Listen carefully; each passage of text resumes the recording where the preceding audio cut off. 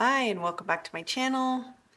My name is Christy. I'm an aspiring illustrator. I'm trying to make a career as an illustrator and not sure which way yet, but anyways, I'm doing these little portraits and I'm essentially just tracing what I already did. But I thought today I would talk about what I'm doing with my potential art career while I draw. So I've been kind of testing out different types of illustration that I like to do, and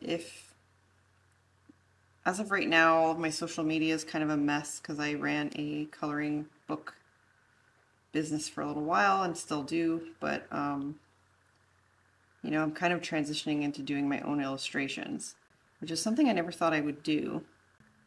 I'm trying to figure out, one, what my focus will be, and in the meantime I just want to start making a little money from it, so I started doing these little portraits. I've dabbled in a few different things and I'm at the point where I'm kind of ready to like choose something. I know kind of what I want to do, which is sort of some type of art licensing. Like right now I'm really making art for other people, like mostly commissions, things like that. So I'm not really doing like my own style of art. I would like to start doing more of my own style of art.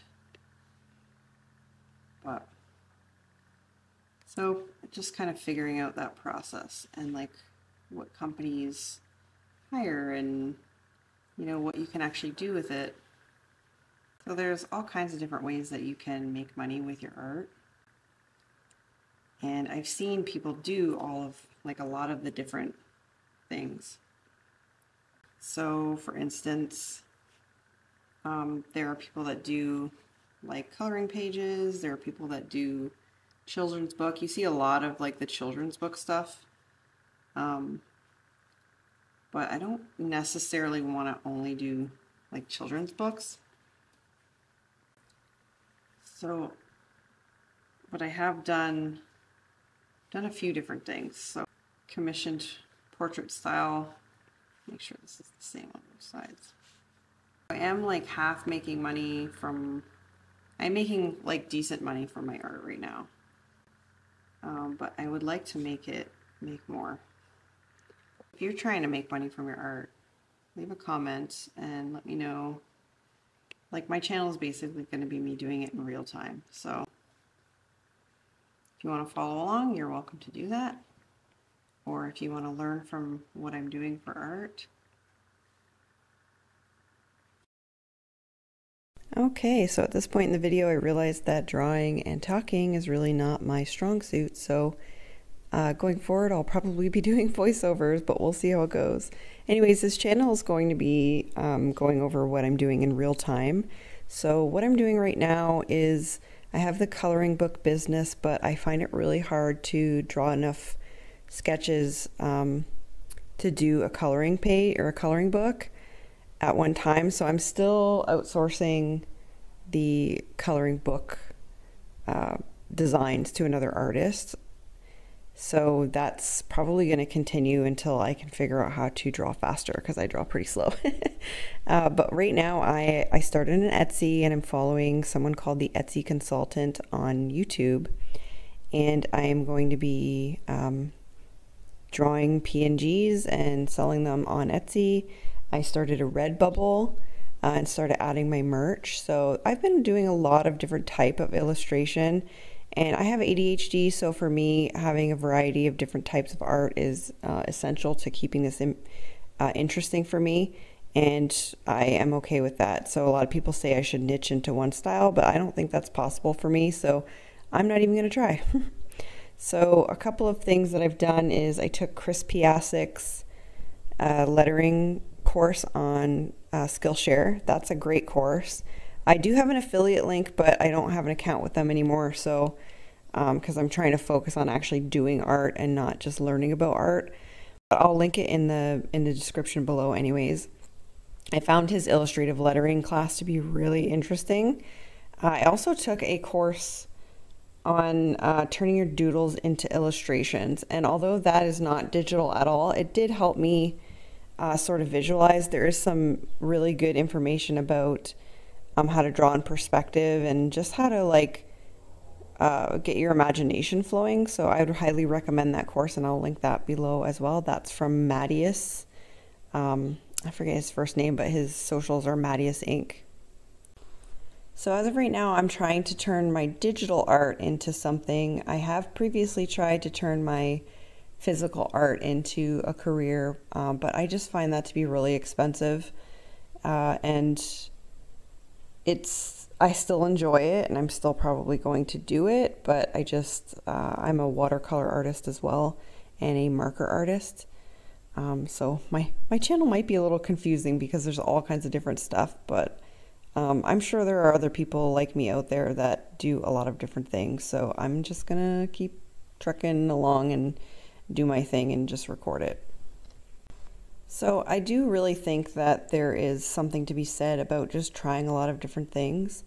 I do see a lot of people that I follow have like one style and they do that style forever. And I don't know, I just find it really hard to stick to that. So for me, I'm not going to be doing that. So yeah, in my videos you're going to see I'm going to just be doing these drawing with me and Procreate tutorials, and just tutorial, like basically teaching you what I learn along the way. So the problem, as you know, with a lot of illustration careers is really knowing what exactly will make you money, which is almost impossible to know.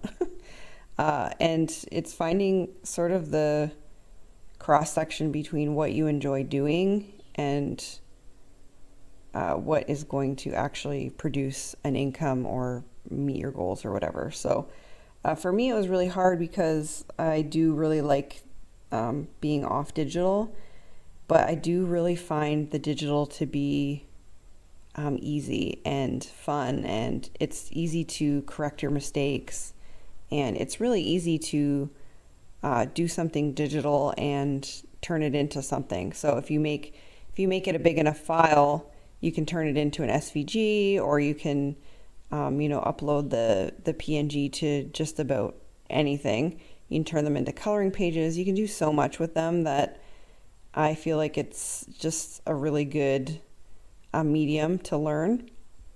So I'm just learning along the way. I'm not really taking any courses. I am looking at some videos here and there on YouTube, but no one specific that I'm following for that.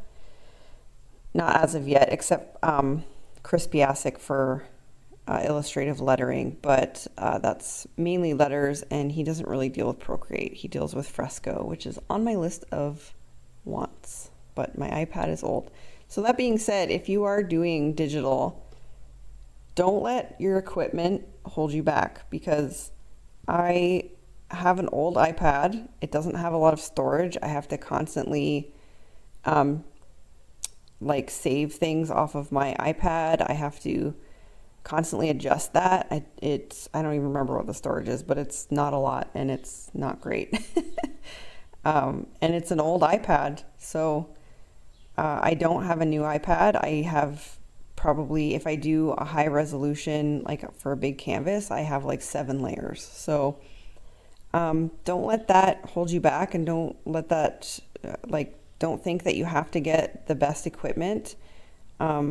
You don't actually even need an Apple Pencil. You can get just a stylus or not stylus. I forget there's other brand names. I forget what the other one is that I have. I had, when I couldn't find my Apple Pencil, I had bought another one. I have just the tips that the Apple Pencil came with. And I just found the cheapest grip there. I found the cheapest gloves that I could find, mainly because my hand was touching the screen and like erasing things and drawing on its own, so I had to get that little glove. And my hand was cramping. That's why I have the grip. But you don't need any of those things. You could wrap a bunch of tape around it. Like, you don't even need a grip. You could I don't know what you could do with the glove, but it was like $7, so, or something like that. Anyways, I'm rambling now. So getting back to what I'm thinking about doing for my digital art career, there's a lot of things that I want to try. Art licensing is something that I've been looking into, um, and I don't know if I'm going to pursue it or not. It depends on if these other things that I'm doing turn out or not. But a lot of the things that I'm doing, the problem with them is that they're kind of a long game. So not the problem, but like it's fine if it works out, but you're putting a lot of effort into something that may not ever turn into anything at all. So that's the risk you take when you start anything like this.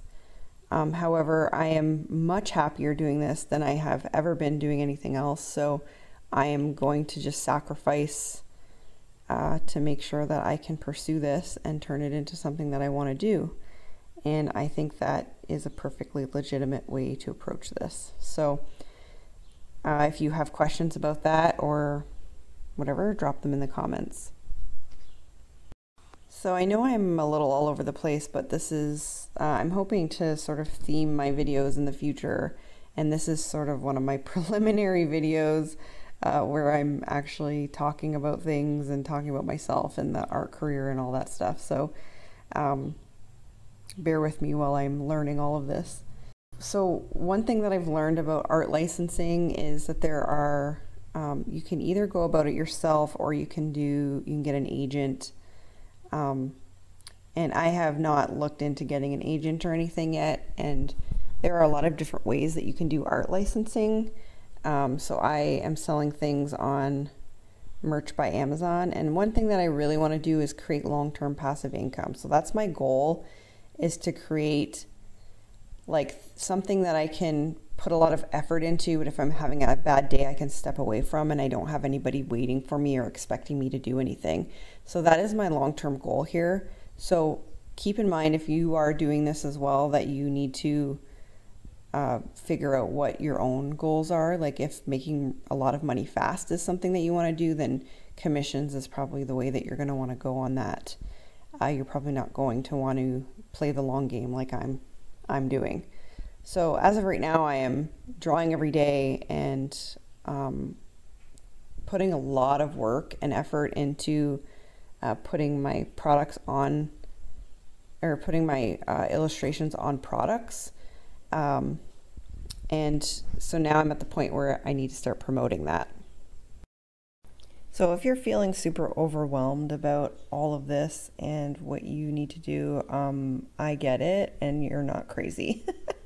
Because not only do I need to learn Procreate and drawing and figuring out how I work in marketing in my day job, so marketing's not hard for me, but this is a different type of marketing than I normally do, and understanding how to work that out, like work on marketing when it's a totally different audience. I'm used to marketing services, and this is very, very different than that. So for me, it's just been very interesting to learn that part. So figuring out marketing is a whole thing in itself, and then creating videos and putting yourself out there. So if you're listening to this and you're feeling super overwhelmed, you're not crazy. It's overwhelming. So what I would recommend that you do, and what I started doing before I even got into any of this, is just doing art and putting your art out there. So there's a really good book that I read when I was first considering putting my art into the world, and it's called Show Your Work. I don't remember the author's name, but I will link it below on Amazon. And this book it kind of changed the way that I saw my art, because a lot of us are scared to put our art into the world, and we're afraid that people are going to think it's stupid or whatever. And it'll depend on your goals. I mean, you might not be wanting to do this for a whole career, but maybe you just want to create cool art. But sharing your work I think is important, and it helps you grow. It helps you also learn like what people like. For instance, I recently was in an art show and I won a People's Choice Award, and looking back, it's pretty predictable which piece was going to attract the most attention, because when I posted it online, it got a lot of reviews, or it got a lot of comments. So putting your work out there really tells or helps you figure out what people like and what to do more of and how to proceed and what kind of content people like. So try a lot of things.